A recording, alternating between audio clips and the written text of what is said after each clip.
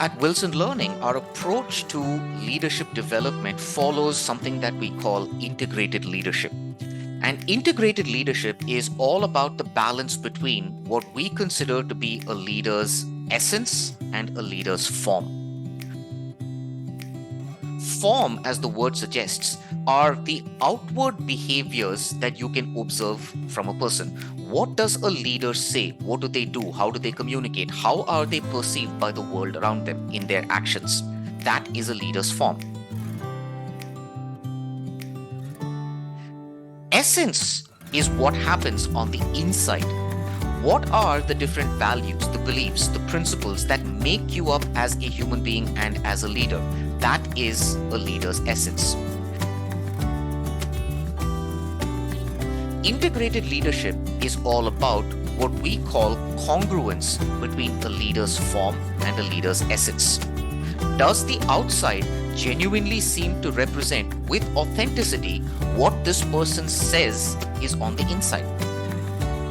This ability to show balance and congruence between form and essence is what we find is a common requirement for leaders across all levels of leadership in an organization, whether you are at an executive level, a middle leadership or a middle management level, or even at a frontline level. The difference really is in the extent to which a leader's form or essence can get tested at various levels of leadership.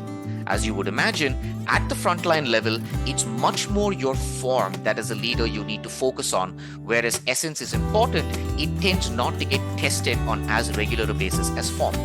The reverse is true at more senior executive levels. It's much more your essence that tends to drive how you make an impact on the organization. And while your form is important, it's not necessarily the thing that is tested the most.